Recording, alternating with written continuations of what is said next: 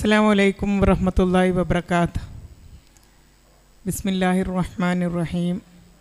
അസ്സലാത്തു വസ്സലാമു അലാ റസൂലിൽ അമീൻ വഅലാ ആലിഹി വസഹ്ബിഹി അജ്മഈൻ. അമ്മാ ബഅദ്. നമ്മൾ വളരെയധികം തയ്യാറെടുപ്പുകളോടുകൂടി ഇരിക്കുന്നൊരു സമയത്താണ് നോമ്പിനെ വരവേൽക്കാൻ, റമളാനിനെ വരവേൽക്കുക എന്നുള്ളത്. ഇൻഷാ അല്ലാഹ് അടുത്ത ശനിയാഴ്ച ആകുമ്പോഴേക്കും ആ ഒരു പുണ്യത്തിലേക്ക് നമുക്ക് കടക്കാൻ കഴിയും. അതിന് റബ്ബ് നമ്മളെ ഏവരെയും അനുഗ്രഹിക്കട്ടെ. ആമീൻ. എത്രത്തോളം നമ്മൾ തയ്യാറെടുത്തു എന്നുള്ളതാണ് നമ്മൾ ഇപ്പോൾ ഒന്ന് വിശകലനം ചെയ്യേണ്ടത്. റമളാൻ കാലം വരുമ്പോഴേക്കും പലപ്പോഴും നമ്മൾ നമ്മളുടെ വീടുകളെയെല്ലാം വളരെ വൃത്തിയുള്ളതാക്കി, എല്ലാം ഭംഗിയുള്ളതാക്കി, വീടും പരിസരവും എല്ലാം ശുദ്ധീകരിക്കുന്നതോടൊപ്പം അത് വേണ്ടതാണ്. അതിനോടുകൂടി തന്നെ നമ്മൾ നമ്മുടെ മാനസികമായിട്ട് എത്രത്തോളം തയ്യാറെടുത്തു എന്നുകൂടി നമ്മൾ വിശകലനം ചെയ്യേണ്ടതുണ്ട്. ഏറ്റവും വലിയ ഒരു ആരോഗ്യ കാലഘട്ടം എന്ന് ശാസ്ത്രം പോലും വിശേഷിപ്പിക്കുന്ന ഒരു കാലഘട്ടമാണ് റമളാൻ കാലം, ഉപവാസ കാലം. ശരീരത്തിൻ്റെ ആരോഗ്യത്തിനും അതുപോലെ തന്നെ ശാരീരിക മാനസിക ശുദ്ധീകരണത്തിനുള്ളൊരു കാലഘട്ടം. എന്നാൽ ഇത് എത്രത്തോളം നമ്മൾ ഓരോരുത്തരും ഉൾക്കൊള്ളുന്നുണ്ട് എന്ന് നമ്മളൊന്നും കൂടി ചർച്ച ചെയ്യേണ്ടതായിട്ടുണ്ട്. പല അസുഖങ്ങളും മാറും എന്ന് വിധി എഴുത്തപ്പെട്ട, ശാസ്ത്രീയമായിട്ട് തെളിയിക്കപ്പെട്ട ഒരു കാലഘട്ടമാണ് റമളാൻ കാലഘട്ടം. പക്ഷേ ഇന്നത്തെ കാലഘട്ടത്തിൽ അങ്ങനെയാണോ സംഭവിക്കുന്നത് എന്നുകൂടി നമ്മൾ മനസ്സിലാക്കേണ്ടതുണ്ട്. ഇപ്പോൾ ഞങ്ങളുടെ ക്ലിനിക്കിലൊക്കെ ഞങ്ങൾ സാധാരണ പറയാറുണ്ട്, ആദ്യത്തെ 10 വലിയ കുഴപ്പമില്ല, അതായത് രോഗികളുടെ എണ്ണം കുറയും. ഞങ്ങളെ അപേക്ഷിച്ച് ഒരു നഷ്ടകാലമാണ്, രോഗികളുടെ എണ്ണമൊക്കെ കുറയും. രണ്ടാമത്തെ 10 മുതൽ ചാകരയാണ്. എന്താണ്? അസുഖങ്ങളുടെ ചാകര. എന്തസുഖങ്ങൾ? വയറിൽ പ്രശ്നമാണ്, അസിഡിറ്റി, നെഞ്ചരിച്ചൽ, പുളിച്ച് തകട്ടൽ, ഗ്യാസ് വന്ന് നിറയൽ, ശോധനക്കമ്മി, ആകെ ആസിഡ് പെപ്റ്റിക് ഡിസീസ് തുടങ്ങുകയായി. ഇതാണോ ഇസ്ലാം നമ്മളെ പഠിപ്പിച്ചിട്ടുള്ളത്? അപ്പോൾ എവിടെയാണ് നമുക്ക് തെറ്റ് പറ്റുന്നത് എന്ന് നമ്മളൊന്ന് വിശകലനം ചെയ്യേണ്ടതുണ്ട്. ശാസ്ത്രീയമായിട്ട് ഈ ഒരു നോമ്പിൻ്റെ കാലഘട്ടം നമ്മളുടെ ശരീരത്തിൽ കൃത്യമായിട്ട് ഡിപ്പോസിറ്റ് ചെയ്യപ്പെട്ട ഫാറ്റുകൾ, കൊഴുപ്പിൻ്റെ അളവ് അവിടെ ഇവിടെയൊക്കെ ശരീരത്തിൽ കെട്ടിക്കിടക്കുക. നമ്മൾ ആലോചിച്ച് നോക്കുക, നമ്മളൊരു ബിരിയാണി കഴിക്കുമ്പോൾ ആ ബിരിയാണി കഴിച്ച ശേഷമുള്ള പാത്രം നമ്മളെങ്ങനെ കഴുകാറ്? വെറുതെ വെള്ളം കൊണ്ട് കഴുകിയാൽ വൃത്തിയാവുമോ? ഇല്ല. നന്നായിട്ട് സോപ്പിട്ട് കഴുകിയാലും ചിലപ്പോൾ മെഴുക്ക് പോവില്ല അല്ലേ? അപ്പം നമ്മൾ എന്ത് ചെയ്യണം? ചുടുവെള്ളം ഒഴിച്ച് കഴുകും. ഇതേ മെഴുക്കാണ് നമ്മുടെ അന്നനാളത്തിലും ഉണ്ടാവുക. നമ്മളത് കഴിച്ചതല്ലേ, അവിടെ ഇവിടെ പറ്റിപ്പിടിച്ച് അത് അങ്ങോട്ടേക്ക് ചെല്ലുമ്പോഴേക്കും എല്ലായിടത്തും അത് കൊഴുപ്പ് അടിഞ്ഞിട്ടുണ്ടാവും. ഇങ്ങനെ നമ്മൾ കഴിക്കുന്ന ഓരോ ഭക്ഷണ രീതിയിലുള്ള കൊഴുപ്പുകൾ നമ്മുടെ ലിവറിലും പെരിട്ടോണിയത്തിലൊക്കെയാണ് അട്ടിയിട്ട് കിടക്കുക. ആ കൊഴുപ്പിനെ ഇളക്കാനുള്ള ഏറ്റവും ആരോഗ്യപരമായിട്ടുള്ളൊരു മാർഗ്ഗമാണ് ഉപവാസം, നോമ്പ് അനുഷ്ഠിക്കുക എന്ന് പറയുന്നത്. കെട്ടിക്കിടക്കുന്ന കൊഴുപ്പുകളെ നമ്മൾ ഭക്ഷണം കൊടുക്കാതെ വയറിനെ നമ്മൾ കാലിയാക്കിയിടുമ്പോൾ സ്വാഭാവികമായിട്ട് ശരീരം എന്ത് ചെയ്യും? HCl എന്ന് പറയുന്ന ഒരു ആസിഡ് നമ്മൾ വയറിനകത്ത്, ആമാശയത്തിനകത്ത് രൂപപ്പെടുന്നുണ്ട്. അതാണല്ലോ നമുക്ക് ഉച്ചയ്ക്ക് 1 മണിക്ക് ഉച്ചഭക്ഷണം കഴിച്ച് ശീലിച്ച ഒരാൾക്ക് ഉച്ചയ്ക്ക് ഭക്ഷണം കഴിച്ചില്ലെങ്കിൽ നമുക്ക് കാളാൻ തുടങ്ങും അല്ലേ? വയറിലിങ്ങനെ എന്തോ ഒരു സാധനം തിളക്കുന്നതായിട്ട് തോന്നും. അപ്പോൾ ആ തിള ഇങ്ങനെ കൂടിക്കൂടി വരും. കുറച്ച് കഴിഞ്ഞാൽ നമ്മൾ എന്താവും? ഒരു തലവേദന അനുഭവപ്പെടാൻ തുടങ്ങും. ഒരു തലവേദന, നമ്മൾ കഴിക്കുന്നില്ല. പിന്നെ ചെറിയൊരു ക്ഷീണം, പിന്നെ നമ്മൾ യൂസ്ഡ് ആവും. ആദ്യത്തെ ഒരു 3 ദിവസം നമുക്ക് കുറച്ച് ബുദ്ധിമുട്ടുണ്ടാവും, പിന്നെ നമ്മൾ ഓക്കെ ആയി മാറും. ഇങ്ങനെയാണ്. അപ്പോൾ ഈ യൂസ്ഡ് ആവുന്നത് എപ്പോഴാണെന്നറിയോ? ശരീരം പിന്നെ എന്ത് ചെയ്യും? ഇനിയിപ്പോൾ ഏതായാലും കിട്ടാൻ പോണില്ല, ഒന്നും ദഹിപ്പിക്കാനായിട്ട് കിട്ടാൻ പോണില്ല എന്ന് മനസ്സിലാക്കുമ്പോൾ ശരീരം ആ കൊഴുപ്പിനെ ഉപയോഗിക്കാൻ തുടങ്ങും. ശരീരത്തിന് പ്രവർത്തിക്കണമല്ലോ. ATP എനർജി എന്ന് പറയുന്ന എനർജി ശരീരത്തിന് ആവശ്യമാണ്. അപ്പോൾ ഈ കൊഴുപ്പിനെ ഉപയോഗിച്ചിട്ടാണ് പിന്നെ നമുക്ക് എല്ലാ പ്രവൃത്തികളും ചെയ്യാനുള്ളൊരു ഫലം ശരീരം തരുന്നത്. ഇവിടെ അതാണോ സംഭവിക്കുന്നത്? നമ്മളുടെ ഇന്ന് ഉള്ള നോമ്പ് തുറകളിൽ ശരിക്കും വളരെ ലജ്ജാവഹമാണ് അല്ലേ? ഇപ്പം നമ്മുടെ വീട്ടിലെ മക്കൾ പോലും എന്താ പറയുക, നോമ്പ് തുടങ്ങാറായി, ഇനിയിപ്പോൾ ഉഷാറാണ് അല്ലേ? അങ്ങനല്ലേ പ്രവാചകൻ നബി സല്ലല്ലാഹു അലൈഹി വസല്ലം നമ്മളെന്താ പഠിപ്പിച്ചിട്ടുള്ളത്? നോമ്പ് കാലം എന്ന് പറഞ്ഞാൽ ഭക്ഷണത്തിൻ്റെ പെരുമഴക്കാലമല്ല, നമ്മളങ്ങനെയെല്ലാം പഠിച്ചിട്ടില്ലേ. പക്ഷെ ഇന്നൊക്കെ മാറി. എൻ്റെ മക്കളടക്കം ചിലപ്പോൾ ചോദിക്കും, നോമ്പ് എന്നാ തുടങ്ങുക അല്ലേ? നോമ്പ് എന്നാ തുടങ്ങുക? നോമ്പ് തുടങ്ങിക്കഴിഞ്ഞാൽ നമുക്ക് പ്രത്യേക ഇനം പലഹാരങ്ങളൊക്കെ കിട്ടും എന്നുള്ളതാണ്. നമ്മൾ അതിനെ കംപ്ലീറ്റായിട്ട് തെറ്റിച്ചു. നമ്മളതിൻ്റെ രീതികളെ തെറ്റിച്ചു. അതിൻ്റെ ആരോഗ്യപരമായിട്ടുള്ള മൊത്തം ആരോഗ്യവും അതുപോലെ തന്നെ ധാർമ്മികവുമായിട്ടുള്ള സംഗതികൾ മുഴുവൻ നമ്മൾ തെറ്റിച്ചു. നമ്മളെന്ത് ചെയ്യും? ഈ HCl അവിടെ പുകഞ്ഞുകൊണ്ടിരിക്കുക. നിങ്ങളിങ്ങനെ കത്തുന്ന തീയിനെയാണ് മനസ്സിൽ കൊണ്ടുവരേണ്ടത്.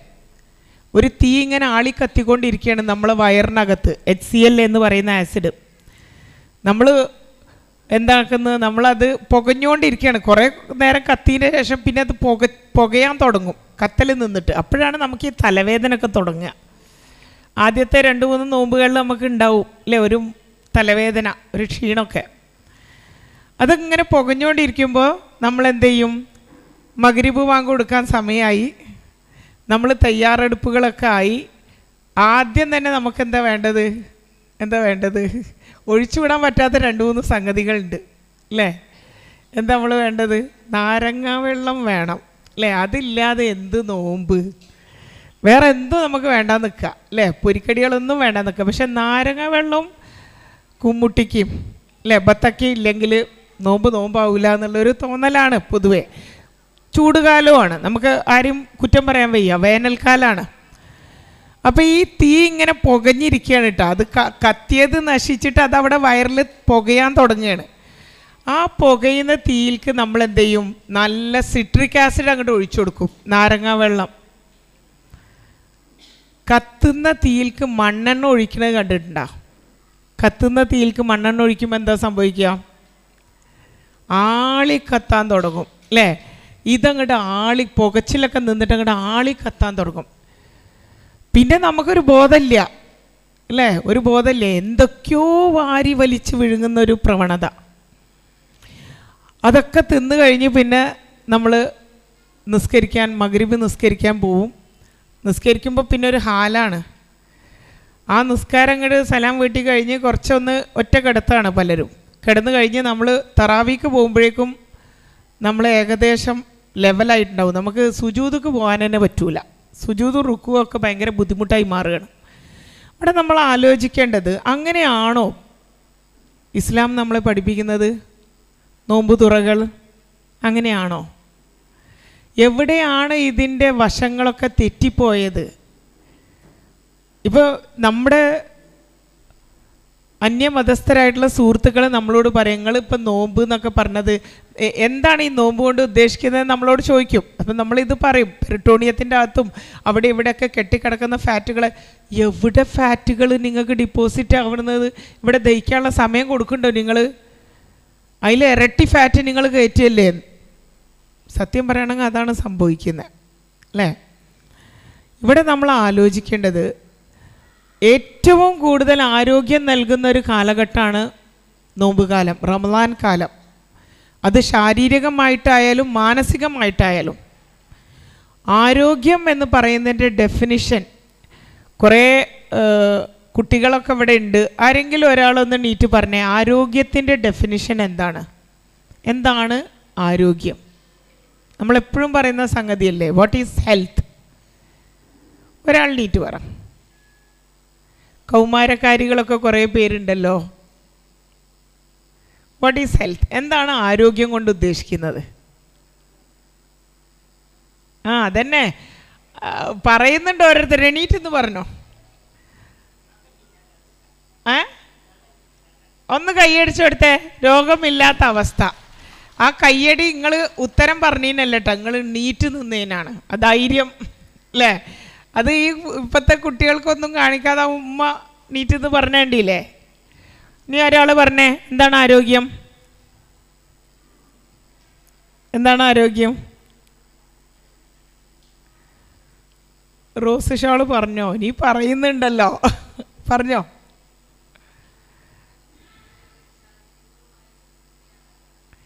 മാനസികവും ശാരീരികവുമായ സുസ്ഥിതി അല്ലേ.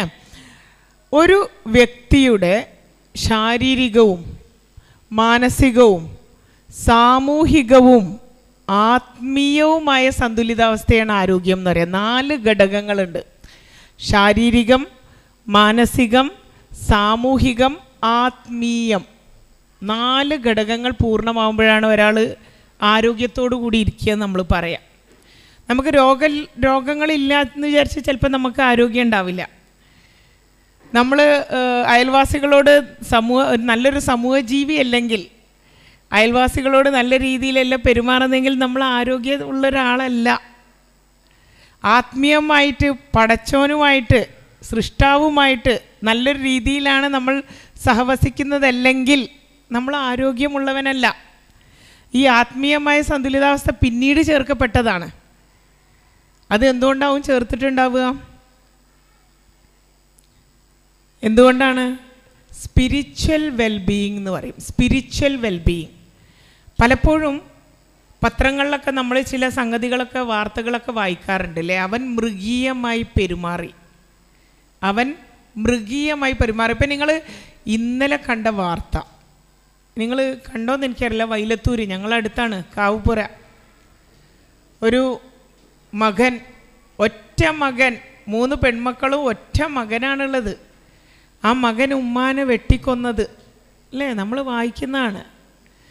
എന്നിട്ട് ഇന്നിപ്പോൾ കാവുപ്പരെന്നൊരു പേഷ്യൻ്റ് വന്നിരുന്നു, ഇവരുടെ അയൽവാസി അത്രേ. അവർ പറഞ്ഞത് ഈ കുട്ടി ഇത് ചെയ്തതിൻ്റെ ശേഷം ഈ ബഹളം കേട്ട് നാട്ടുകാർ ഓടി വന്ന് ആംബുലൻസ് വിളിച്ച് ഉമ്മാക്ക് ജീവനുണ്ട് എന്ന്. ഉമ്മാക്ക് ജീവനുണ്ട്, ഉമ്മ ബുദ്ധിമുട്ടി ശ്വസിക്കുന്ന കണ്ടപ്പോൾ വേഗം ആംബുലൻസിനെ വിളിച്ച് ആംബുലൻസ് വരുന്ന കണ്ടപ്പം അവിടെ ഇരുന്നിരുന്ന മകൻ എണീറ്റ് നിന്ന് സിലിണ്ടർ എടുത്തിട്ടു ഉമ്മാൻ്റെ തലയിൽ. അപ്പോൾ അവന് രണ്ടും കൽപ്പിച്ചിറങ്ങിയതല്ലേ. ഇതൊക്കെ സംഭവിക്കുന്നത് അന്യനാട്ടിലല്ല, അന്യരാജ്യങ്ങളിലല്ല, അന്യ ജില്ലകളിലല്ല, അന്യ മതങ്ങളിലല്ല. ഒന്ന് ആലോചിച്ച് നോക്ക്. എന്താണ് ഇസ്ലാം നമ്മളെ പഠിപ്പിക്കുന്നത്? എന്താണ് നമ്മൾ ചെയ്യുന്നത്? ഒരു സമൂഹ ജീവി എന്നുള്ള നിലയിൽ നമ്മൾ ഉത്തരവാദികളല്ലേ? ആ മകൻ അത് ചെയ്തതിന് നമ്മളും കൂടി ഉത്തരവാദികളല്ലേ? നമ്മുടെ നാട്ടിലുണ്ടായ ഒരു സംഗതിയാണ്. എന്തുകൊണ്ട് സമൂഹം അതിൽ ഇടപെട്ടില്ല?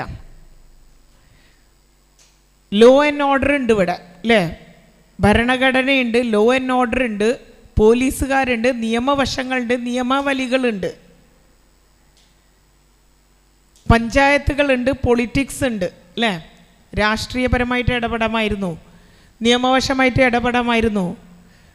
നല്ലൊരു സാമൂഹിക ജീവി ആയിരിക്കുക എന്ന് പറഞ്ഞാൽ കുറച്ച് ബുദ്ധിമുട്ടാണ്. കാര്യങ്ങളിൽ ഇടപെടുക. നമ്മൾ വീട്ടിൽ നമ്മൾ ഉള്ളിലിരുന്നു കൊണ്ട് ഞാനും എൻ്റെ മക്കളും എൻ്റെ കെട്ടിയോനും കുഴപ്പമൊന്നുമില്ല, ഞങ്ങൾ നല്ല രീതിയിൽ ജീവിക്കുന്നു എന്ന് പറയുന്നതിൽ അർത്ഥമുണ്ടാ? ഇതിനൊക്കെ നമ്മളും കൂടി ഉത്തരവാദിയല്ലേ? ആ മകൻ എത്രയോ മാസങ്ങൾ മുൻപ് മുതൽ പറഞ്ഞിരുന്നു എന്ന്, ഞാൻ എൻ്റെ ഉമ്മാനെ കൊല്ലും എന്ന്. എന്തുകൊണ്ട് സമൂഹം ഇടപെട്ടില്ല? ഇനി തൊട്ടടുത്ത വീട്ടിൽ തന്നെ ഉണ്ട് എത്ര വേറൊരുത്തനും ഇതേപോലെ, അവനും പറയാറുണ്ട്, ഇപ്പോഴും ഇടപെടുന്നുണ്ടാവും. ഇനി ഇടപെടാൻ ആ ഉമ്മ മരിക്കേണ്ടി വരും. അപ്പോഴാണ് എല്ലാവരും ഇങ്ങനെ അയ്യോ ഇതിങ്ങനൊക്കെ ഇത്ര വലിയ പ്രശ്നമായിരുന്നു എന്നുള്ളത് നമ്മൾ ചിന്തിക്കുക. അപ്പം ഞാൻ പറയുന്നത് നല്ല ആരോഗ്യം എന്ന് പറയുന്നത് 4 ഘടകങ്ങൾ ചേർന്നതാണ്. പലപ്പോഴും നമ്മളൊക്കെ തെറ്റ് ചെയ്യാതിരിക്കുന്നത് എന്തുകൊണ്ടാ? വിശ്വാസം കൊണ്ടാണ്. സൃഷ്ടാവ് കാണുന്നുണ്ട് എന്നുള്ള വിശ്വാസം കൊണ്ടാണ് അല്ലേ. നമ്മളെപ്പോഴും CCTVൻ്റെ മുന്നിൽ വന്നാൽ നമ്മളൊന്ന് നീറ്റാവും അല്ലേ. നമ്മളെ തട്ടൊക്കെ ഒന്ന് നേരെക്കിടും, വസ്ത്രമൊക്കെ ഒന്ന് നേരെക്കിടും, ആരെങ്കിലുമൊക്കെ നമ്മളെ കണ്ടാലോ എന്ന് വിചാരിച്ചിട്ട്. 24 മണിക്കൂറും CCTV ആയിട്ട് നമ്മുടെ കൂടെ സഞ്ചരിക്കുന്ന നമ്മുടെ സൃഷ്ടാവ് നമ്മളെ കൂടെയുണ്ട്, നമ്മളെ കാണുന്നുണ്ട്, അറിയുന്നുണ്ട്.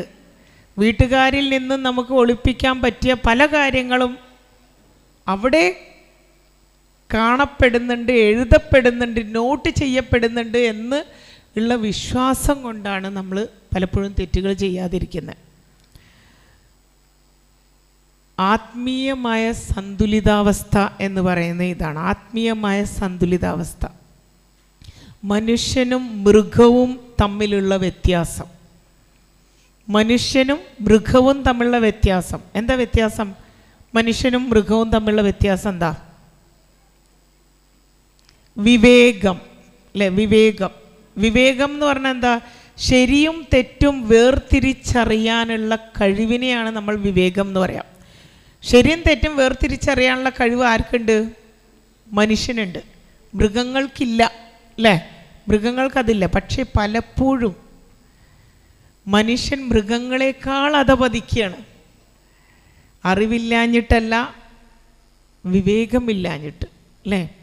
അപ്പോൾ ഇവിടെ അതുകൊണ്ട് കൂടിയാണ് ഈ ആത്മീയമായ സന്തുലിതാവസ്ഥ, സ്പിരിച്വൽ വെൽബീയിങ് എന്ന് പറയുന്ന ഒരു പാർട്ട് ആരോഗ്യത്തിൽ ചേർക്കപ്പെട്ടത്. ഈ 4 ഘടകങ്ങൾക്കും ഏറ്റവും പ്രാധാന്യം കൊടുക്കുന്ന ഒരു കാലഘട്ടമാണ് റമളാൻ കാലഘട്ടം, അല്ലേ? 4 ഘടകങ്ങൾക്കും നമ്മൾ നല്ല രീതിയിൽ ഭക്ഷണങ്ങളൊക്കെ ശരിയായി ചിട്ടപ്പെടുത്തി എങ്ങനെയാണ് നമ്മൾ കഴിക്കേണ്ടത് ഇതൊക്കെ പറയാൻ എളുപ്പമല്ലേ, ചെയ്യാനാണ് പാട്. പലപ്പോഴും നമ്മൾ കാലി വയറ്റിലേക്ക് വെള്ളമാണ് കുടിക്കേണ്ടത്. ഒരു കാരണവശാലും വേനൽക്കാലത്ത് നമ്മൾ നാരങ്ങ വെള്ളം കുടിക്കരുത്. ഇതൊക്കെ എത്രയെത്ര നമ്മൾ കേൾക്കുന്നു, നമുക്കൊക്കെ അറിയാം, പക്ഷെ ചെയ്യാൻ കുറച്ച് ബുദ്ധിമുട്ടാണ്. ഇനി തീരെ നാരങ്ങ വെള്ളം പറ്റില്ല, അതില്ലാതെ പറ്റില്ല എന്നുണ്ടെങ്കിൽ വളരെ കുറഞ്ഞ അളവിൽ മാത്രം നാരങ്ങ ചേർത്ത് തേൻ ചേർത്ത് കുടിക്കണം എന്നാണ് പറയുന്നത്. തേൻ ചേർത്ത് കുടിക്കണം. അല്ലെങ്കിൽ നമുക്ക് കുടിക്കാൻ പറ്റിയ വെള്ളം ഏതാണ്? നോമ്പ് തുറക്കുമ്പോൾ ഏതാണ്? കരിക്കിൻ വെള്ളം നല്ലതാണ്. ഏറ്റവും നല്ലതായിട്ട് കരിക്കിൻ വെള്ളം പറഞ്ഞാൽ എന്നിപ്പോൾ കരിക്കിടാൻ പറ്റൂലല്ലോ. എത്ര ദിവസം നമ്മൾ കരിക്ക് കുടിക്കും? പിന്നെ നല്ലത് ഏതാ? വേനൽക്കാലമാണ്, നോമ്പാണ്, രണ്ടും വരുന്നുണ്ട്. വേനൽക്കാലമാണ്, നോമ്പാണ്. ഏറ്റവും കൂടുതൽ മൂത്രാശയ സംബന്ധമായിട്ടുള്ള രോഗങ്ങൾ വരാൻ സാധ്യതയുണ്ട്. ഇതൊക്കെ നമ്മൾ മുന്നിൽ കാണണം. ശരിയായ രീതിയിൽ വെള്ളം അകത്തേക്ക് ചെന്നില്ലെങ്കിൽ എന്തായാലും മൂത്രാശയ സംബന്ധം, യൂറിനറി ട്രാക്ട് ഇൻഫെക്ഷൻ വരും, അല്ലേ? മൂത്രമൊഴിക്കാൻ പോകുമ്പോൾ കുറേ നേരം വെച്ചിട്ട് നമുക്ക് ഒഴിക്കേണ്ടി വരിക, മുഴുവനായിട്ട് പോവില്ല. മൂത്രമൊഴിക്കുന്ന ഭാഗങ്ങളിലൊക്കെ ഭയങ്കര വേദന വരിക, പഴുപ്പ് വരിക, ചുടുച്ചിൽ വരിക, ചുട്ടുപുകയുന്ന പോലെ തോന്നുക. ഇങ്ങനെയുള്ള യൂറിനറി ട്രാക്ട് ഇൻഫെക്ഷൻ ഏറ്റവും കൂടുതൽ വരുന്നൊരു കാലഘട്ടം കൂടിയാണ് വേനലും റമളാനും കൂടി വരുമ്പോൾ. അപ്പോൾ നമുക്ക് എന്ത് വെള്ളം ഉൾപ്പെടുത്താം? ഒന്ന് കൈയടിച്ചു കൊടുത്തേ. കൂവപ്പൊടി വെള്ളമാണ് ഏറ്റവും ബെസ്റ്റ്. കൂവപ്പൊടി വെള്ളം അത് ഉണ്ടാക്കിക്കൂടെ? നല്ല ടേസ്റ്റാണ്. ഉണ്ടാക്കി നോക്കിയിട്ടുണ്ടോ? നല്ല നല്ല നല്ല ടേസ്റ്റാണ്. അത് കുറച്ച് പാലോ തേങ്ങാപ്പാലോ ഒക്കെ ഒഴിച്ച് ഉണ്ടാക്കിയാൽ ഭയങ്കര ടേസ്റ്റാണ്. കൂവപ്പൊടി വെള്ളമാണ് ഏറ്റവും നല്ലത്. പിന്നെ കുടിക്കാൻ പറ്റുന്നത് മല്ലിവെള്ളം. മല്ലിയിട്ട് വെക്കുക. ആ വെള്ളം നമുക്ക് നല്ല തണുപ്പ്, ശരീരത്തിന് തണുപ്പ്, വെള്ളത്തിൻ്റെ തണുപ്പല്ല, ശരീരത്തിന് ഏറ്റവും തണുപ്പ് നൽകുന്ന വെള്ളമാണ്. ഈ വെള്ളത്തിലൊക്കെ എന്ത് ചെയ്യണമെന്നറിയോ? ഒരല്പം ഏലക്കായ പൊടിച്ചിടണം. ഏലക്കായ പൊടിച്ചിട്ടുണ്ടെങ്കിൽ ഈ യൂറിനറി ട്രാക്ട് ഇൻഫെക്ഷൻ വരാനുള്ള സാധ്യത കുറയും. അപ്പോൾ നന്നായിട്ട് പതുക്കെ പതുക്കെ വെള്ളം കുടിച്ച്, അതുപോലെ ഫ്രൂട്ട്സ് വേണമെങ്കിൽ അല്പം, അതും സിട്രിക് ഫ്രൂട്ട്സ് അധികം കഴിക്കരുത്. നമ്മളെപ്പോഴും കഴിക്കുക ഓറഞ്ച്, അതൊക്കെയാണ് നമുക്ക്, അല്ലേ, വേനൽക്കൊക്കെ ഇഷ്ടം.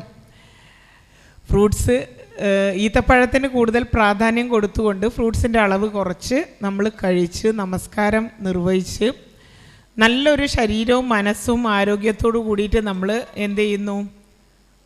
തറാവി നമസ്കരിക്കാൻ പോകുന്നു. തറാവി നമസ്കാരം കഴിഞ്ഞിട്ട് നമുക്ക് നമ്മുടെ മെയിൻ ആഹാരങ്ങളിലേക്ക് പോകാം. അതിൽ എപ്പോഴും നമ്മൾ ഫ്രൈഡ് ഐറ്റംസ് ഒഴിവാക്കണം. ഇതൊക്കെ നിങ്ങൾക്ക് അറിയുന്നതാണ്, അല്ലേ? എണ്ണയിൽ പൊരിച്ച സാധനങ്ങളും ബിരിയാണിയൊക്കെ കഴിക്കാൻ പാടുണ്ടോ? അതൊക്കെ ഒഴിവാക്കുക. എന്നിട്ട് പത്തിരി, അല്ലേ? അതായത് ആവിയിൽ വേവിച്ചതല്ലാത്ത ആഹാരങ്ങളാണ് നല്ലത്. പുട്ടും ഇതൊക്കെയാണ് പലരും കഴിക്കേണ്ടാവുക. പക്ഷെ എപ്പോഴും ദഹിക്കാൻ നല്ലത്, ആരോ ചിരിക്കുന്നുണ്ട്, പുട്ടേ കഴിക്കുള്ളൂ എന്ന് തോന്നുന്നുണ്ട്. അപ്പോൾ എപ്പോഴും നല്ലത് പത്തിരി പോലുള്ള വളരെ ലൈറ്റായിട്ടുള്ള സംഗതികളാണ്, അരിയാഹാരം കൊണ്ടുണ്ടാക്കുന്ന സാധനങ്ങൾ തന്നെ. അപ്പോൾ വെള്ളപ്പം അങ്ങനെയുള്ളതൊക്കെ നമുക്ക് ഓപ്റ്റ് ചെയ്യാം. അതിൽക്ക് ഒരു കറി, കൂടുതലൊന്നും ഭയങ്കര മസാലയൊന്നും ചേർക്കാത്ത സ്പൈസി ഫുഡ്സ് ആക്കരുത്. എരിവും പുളിയും ഉപ്പൊക്കെ കൂടെ ചേർത്ത്, അതാണ് ഈ നെഞ്ചരിച്ചിലുണ്ടാവുന്നത്. ആസിഡ് പെപ്റ്റിക് ഡിസീസിന് കാരണം നമ്മുടെ തെറ്റായ ഭക്ഷണ രീതിയാണ്, അല്ലേ? ഒരു പെൺകുട്ടി എൻ്റെ അടുത്ത് വന്നിട്ട് പറഞ്ഞു, എനിക്ക് നോമ്പല്ലാത്ത സമയത്ത് എൻ്റെ സ്കിന്നിന് കുഴപ്പങ്ങളൊന്നുമില്ല, പക്ഷെ നോമ്പായി കഴിഞ്ഞാൽ ഒരു സാധനം ഇങ്ങനെ പൊന്താൻ തുടങ്ങും, തൊലിയിലൊക്കെ മുഖത്തൊക്കെ ഇങ്ങനെ പറിച്ചിടാൻ പറ്റുന്ന രീതിയിലുള്ള ഒരു പാപ്യൂൾസ് ഇങ്ങനെ പൊന്താൻ തുടങ്ങുന്നത്. എന്തുകൊണ്ടാണ്? ലിവറിൽ കൊഴുപ്പ് കെട്ടുന്നതുകൊണ്ടാണ്. കഴുത്തിലൊക്കെ കറുത്ത സാധനങ്ങളൊക്കെ വരാൻ തുടങ്ങും. ലിവറിൽ അങ്ങനെ കൊഴുപ്പ് കെട്ടണ്, നല്ല അടിച്ച് മിന്നി തിന്നാണ്. അപ്പോൾ അതൊക്കെ ശ്രദ്ധിക്കുക. എന്നിട്ട് ഭക്ഷണം കഴിച്ച് കുറച്ച് സമയം കഴിഞ്ഞതിന് ശേഷം മാത്രം കിടന്നുറങ്ങുക. പലപ്പോഴും ഈ നോമ്പ് കാലത്ത് നമ്മൾ ഭക്ഷണം കഴിക്കലും ഉറങ്ങലും കൂടി ആവുമ്പോഴേ നമുക്കറിയാലോ എത്ര സമയം മുന്നേ നമ്മൾ ഭക്ഷണം കഴിക്കണം എന്നാണ് പറയുന്നത്. കിടക്കുന്നതിൻ്റെ എത്ര സമയം മുൻപ് ഭക്ഷണം കഴിക്കണം? 2 മണിക്കൂർ മുന്നേ നമ്മൾ ഭക്ഷണം കഴിച്ചിരിക്കണം എന്നാണ് പറയുന്നത്. അതുപോലെ വയറ് നിറച്ച് കഴിക്കാൻ പാടുണ്ടോ? എത്ര അംശമാണ്, എത്ര ഭാഗമാണ്? 4 ഒരു ഭാഗം വെള്ളം,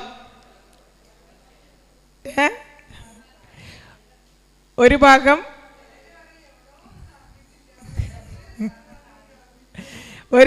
വെള്ളം, ഒരു ഭാഗം ഭക്ഷണം, 2 ഭാഗം വായു, അല്ലേ? ശ്വാസം കിട്ടണ്ടേ? ഇത് നിസ്കരിക്കാൻ അങ്ങോട്ട് നിന്ന് കഴിഞ്ഞാൽ പിന്നെ ശ്വാസം കിട്ടുന്നില്ല, ഇതൊക്കെ കൂടെ തള്ളി ഇങ്ങോട്ട് വരികയാണ്, അല്ലേ? ആ ശ്വാസത്തിൻ്റെ ആ ഭാഗം കൂടി നമ്മൾ ഭക്ഷണം കൊണ്ട് നിറക്കുകയാണ്. എന്നിട്ട് നമ്മളെന്താ ഉദ്ദേശിക്കുന്നത്? പിറ്റേ ദിവസം വിശക്കില്ല എന്നാവും. പക്ഷെ അതിലെന്തെങ്കിലും കാര്യമുണ്ടോ? പിറ്റേ ദിവസം നമുക്ക് വിശക്കൂല, വെറുതെയാണ്, അല്ലേ? അതപ്പം ദഹിച്ചു പോവും. അപ്പം ഏകദേശം ഒരു 2 മണിക്കൂർ മുൻപ് ഭക്ഷണം കഴിക്കണം എന്നാണ്. അപ്പം നമ്മൾ ഈ തരിക്കഞ്ഞിക്കൊക്കെ നല്ല പ്രാധാന്യമുണ്ട്. പണ്ടൊന്നും പലപ്പോഴും പണ്ടുള്ള വീടുകളിലുണ്ടായിരുന്ന തരിക്കഞ്ഞി ഒന്നും ഇപ്പോൾ ആ സമ്പ്രദായങ്ങളില്ല. ഇനി ഉണ്ടെങ്കിൽ തന്നെ നമ്മൾ നെയ്യൊക്കെ ഒഴിച്ച് അത് സേമിയ പായസമാക്കും, അല്ലേ? നമ്മളെല്ലാം അത് ഓൾട്ടർനേറ്റ് ആക്കുകയാണ് ചെയ്യുന്നത്. അപ്പോൾ ഈ തരിക്കഞ്ഞികൾ കഴിക്കുക. അതുപോലെ തന്നെ നമസ്കാരം കഴിഞ്ഞ് കഴിഞ്ഞാൽ പത്തിരിക്ക് പകരം നമുക്ക് ചീരകഞ്ഞിയൊക്കെ ഉൾപ്പെടുത്താവുന്നതാണ്. ജീരകം ഏറ്റവും നന്നായിട്ട് കഴിക്കുന്ന ഭക്ഷണത്തെ ദഹിപ്പിക്കുന്ന ഒരു സാധനമാണ്, അല്ലേ? നമുക്ക് നെഞ്ചെരിയുമ്പോൾ നമ്മൾ ജീരകം എടുത്ത് ചവച്ച് നോക്കുകയാണെങ്കിൽ നെഞ്ചരിച്ചിൽ നിൽക്കും. മെറ്റബോളിസം ഡിഫക്റ്റാണ് ഇന്നത്തെ അസുഖങ്ങൾക്ക് ഏറ്റവും വലിയ കാരണം. മെറ്റബോളിസം ഡിഫക്റ്റ് ഇന്ന് ഏറ്റവും കൂടുതൽ കുട്ടികളെ ബാധിക്കുന്ന ഒരു അസുഖം വൈറ്റമിൻ ഡി ഡെഫിഷ്യൻസിയാണ്, അല്ലേ? വിറ്റാമിൻ ഡിയുടെ കുറവ്. ഗൾഫുകാർക്കൊന്നും വിറ്റാമിൻ ഡി ഇല്ല, കാരണം അവർ പുറത്തിറങ്ങാറില്ല, അവർ വീടിനകത്ത് AC തന്നെ നിൽക്കുന്നത്. നമ്മുടെ നാട്ടിൽ എവിടെ പോയി വിറ്റാമിൻ ഡി? നമ്മൾ പുറത്തിറങ്ങുന്നുണ്ടല്ലോ. അപ്പോൾ എന്നോടൊരു പേഷ്യൻ്റ് എന്താ പറഞ്ഞതെന്നറിയോ? സൂര്യൻ ഇപ്പോൾ പഴയ പോലെ ഒരു ആത്മാർത്ഥത ഇല്ല. വിറ്റാമിൻ ഡി ഏറ്റവും കിട്ടൽ സൂര്യനിൽ നിന്നാണ്, സൂര്യപ്രകാശത്തിൽ നിന്നാണ് വിറ്റാമിൻ ഡി ഏറ്റവും കൂടുതൽ കിട്ടൽ. അപ്പോൾ സൂര്യൻ ഇപ്പോൾ പഴയ പോലെ ആത്മാർത്ഥത ഇല്ല, അതൊന്നും തരുന്നില്ല.